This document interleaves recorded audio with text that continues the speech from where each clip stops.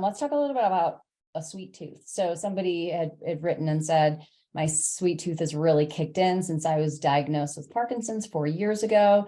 I have constant sugar cravings, gaining weight appropriately to that. What can I do to reduce or eliminate my sugar cravings? Yeah, I actually just really love this question because I think it goes well with a lot of things that I try to stress with a lot of my clients. So I'll start with going again back to water. So we've talked about how water helps rehydrate you and it helps with a lot of things. But I think that one of the other things we forgot to talk about is that water helps you feel full. And when you are dehydrated and you're walking around dehydrated, you're constantly feeling like you're hungry and you're constantly feeling like I need carbs. And so you're constantly seeking out those carbs when all you need is really water. And so one of the first things you can do is just take a look at how much water am I actually getting. I actually have a water tracking app that I recommend to my clients if you're a techie person, and it is awesome. And my clients love it. They've been having a lot of fun with it. And it also tracks their other liquids, but it also reminds them to drink water, which they really appreciate because, again, we're all busy. So it helps create a schedule and a routine for that water. But that is really, really important for helping nix those carbs or carb cravings. The other thing I would say, again, is back to protein. So when you are somebody who has been diagnosed with Parkinson's, and again, back to the whole, like you've been told, not to eat protein around your medications, and then you're like, you know what, I'm not going to worry about the protein. I'm just not going to have protein. Then what are you consuming? Right? So if you think about it, the other two major macronutrients are carbohydrates and fat. So if you're not eating protein, then you're consuming a lot of fat and carbs, and excess carbs turns to fat, which then leads to, weight gain. But then also because you don't have the protein to help stabilize your blood sugars throughout the day, then you end up craving more carbs. And when you do eat those carbs, you have blood sugar spikes and drops all throughout the day. And it creates this really vicious cycle of like, I'm full for like 15 minutes. And then I'm hungry again. Ooh, where's the next carb? Ooh, I'm full. Oh, more carbs. And so it's just like this vicious cycle. So that's why I'm so passionate about helping people with Parkinson's work protein into their day in the right way and in the way that works around their medication schedule, because I want them to understand how truly important it is for stabilizing their blood sugars. Yeah. I mean, so it's interesting because it's not like these three macronutrients like just started. Well, it's not like it was like, oh, in the last 20 years, we've decided, we've gotten crazy about macros and this portion, that portion, crazy diet world and that kind of thing. But these are three macronutrients found in food since the beginning of food. Science. And we need them. Like we need them all, right? And so it's like there is a feeling of satiety that happens when you actually eat them in the right amounts, right? Not too much of any one thing. Absolutely. And when you're sated, it's very rare that you have these cravings for sugar. Like it just doesn't happen. And actually, when you start taking out all the sugar of your diet, food actually tastes different.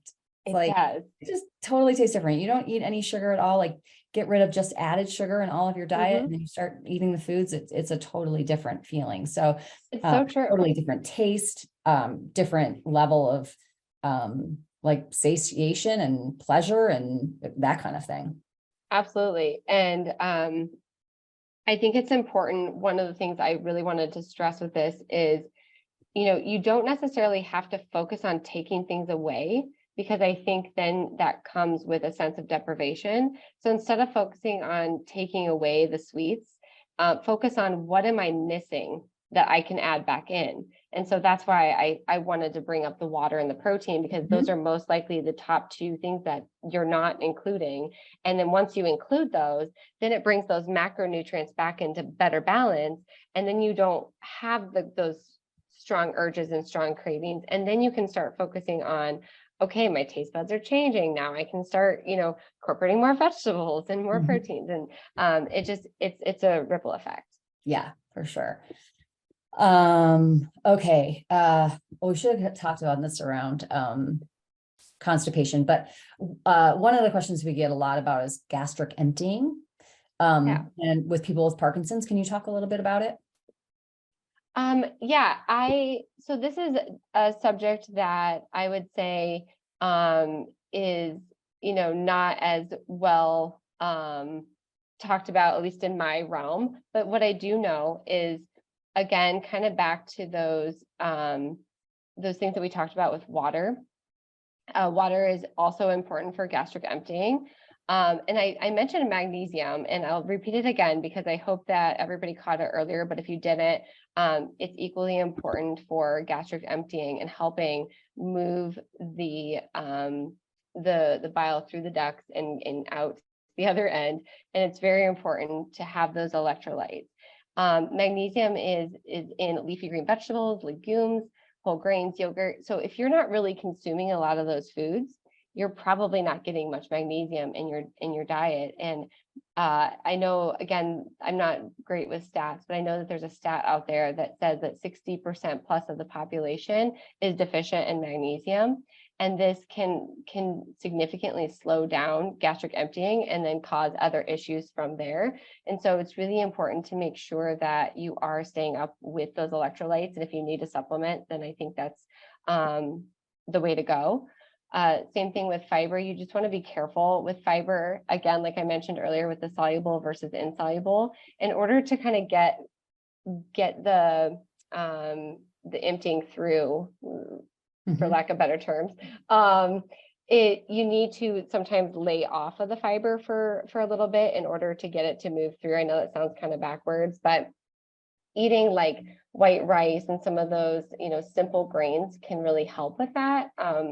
And then once you've emptied, then it's time to move back to the higher fiber foods. Carbonated beverages, alcohol, and smoking can also cause some issues with this. So make sure you're laying off, like if you are somebody who consumes alcohol or carbonated beverages, making sure to lay off of those for some time. Focus on foods that are easier to digest. Think of like soups, having like liquids more so, that can just help move things through as well and be gentler on the gut. And I think that's really important during those times. Also making sure to chew your foods thoroughly, cut them into smaller pieces. You might want to avoid, which I would avoid, raw vegetables during this time. Again, think of it as like almost like a flare, again, to put it into different words. And you want to just take care of the gut the best you can during that time. So you just want to eat very gentle foods to help move it through. Okay. Great. Let's talk a little bit about certain diets, because a lot of people will come and say, hey, I heard I should be a vegan if I have Parkinson's, or I'm going to do the opposite. I should be carnivore or keto or something like that. What do you talk to your clients about regarding different diets? I just have to chuckle a little bit because as a dietitian, this is one of the most popular questions I get asked when I'm out on the street. And I try to not even mention sometimes that I'm a dietitian, because then it's like, this is the question I get. What diet should I be following? Honestly, you should just be following a well-balanced diet. And I know that sounds super general and generic, but that's really what the truth. You should be eating a mixture of whole grains, fruits and vegetables, lean proteins, work in some good oils, like avocado oils or olive oils, and then leave some room for some fun, right? Have some of those fun foods that you want to have, but anything that you have in excess. So even people who drink, 5 cups of coffee a day, they need to maybe work on their caffeine consumption. But by having 1 cup of coffee a day, that's totally acceptable. And that's in moderation, right? And so it's kind of the same thing, when we're talking about food and what would be acceptable or recommended to somebody with Parkinson's is, finding that balance is really, really important. So, finding a new balance and a new routine with medications and whatnot as well is really important. But following a specific diet can be really actually more frustrating, because then you're trying to adhere to that diet standards, which is not necessary whatsoever, because there are no specific recommendations for people with Parkinson's. And so I think it's important to just focus on the basics, again, water, protein, vegetables, movement, focus on those basics. And if you're doing those things, then you're doing great, because Yeah. I can tell you 99% of people are not. Right. So, I mean, I always think, talking about nutrition and food is like, it seems straightforward. It's 100% not. And it's also super psychological. It's an emotional thing for a lot of people. I was a therapist for a long time, and I worked with tons of people with eating disorders. And sometimes people want a diet. They want a certain type of diet because this is like, I can go into this little spot and I feel safe here. And I feel like I have rules, and these rules are going to just get me through the day. And that feels better for me. And so if you're one of those people where it's like, oh, if I don't have this like rule where I'm a vegan or I'm keto or I'm this or that, then it's hard for you. One thing to consider is be like, oh, well, I'm creating the Melanie diet. Okay. This is the Judy diet. Like, this is the diet. And I love that. You figure it out yourself. And if it helps you to have rules where you're like, I'm going to eat at this time and that time and whatever, and I don't eat these foods, but I eat these foods, like whatever you need to do, if that helps you feel like a little bit more control, do that. You can have maybe 4 breakfasts that you recycle and you just use them over and over. Same thing with dinner, whatever it is. Because the last thing we want is for you to be thinking about food all the time. Absolutely. We just want it to be the thing that is like driving you and feeding you and helping you live better. So whatever that means, try and fit your nutritional plan with your personality, your tendency, your needs.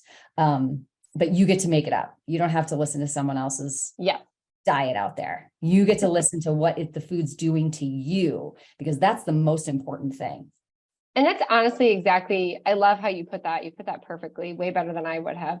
But that's something that we do here at Expedition Wellness. So we have like a general guideline, like how much protein, what's a goal for good, amount of protein at each meal? What's a good amount of carbs to have at each meal? So we have like a general guideline for all those rule followers out there that really just need like a plan. But then what we do at their initial consultation is we sit down with them and we completely take those guidelines and steer it completely towards that person and what their life is like, because not one person is the same. I have somebody I just saw a little bit ago who works at Target, and she was working an overnight shift because of the holidays. And she was asking me, like, how do I eat? Like, what does that look like? And so we were gearing her eating schedule towards when she was going to be working, when she would have a break, how could she work that in? And that's really important, because otherwise what was happening is she was going home and then binging because she wasn't eating at the normal times that she was supposed to, or because she was working weird hours, she would go and eat a lot of random things because she didn't have like a meal time. I'm like, just eat your breakfast at 11 p.m. and pretend it's 6 a.m. It's okay. It's fine. Right. But I think it's really important to make sure that you're not trying to live by somebody else's guidelines for you, because that's not your life. And that's where so many people go wrong, or they struggle to make, healthy eating a lifestyle, is that they're trying to adhere to somebody else's standards versus their own life. And I think that's really, really important. Yeah. And I think at the beginning, there's probably, you spend a little bit more time than you're thrilled about spending on figuring things out, because you want to know how your body's reacting and how your symptoms are based on certain foods and how your medication's working and all that. But then pretty soon, you can get dialed in, and then it's kind of like set it and forget it.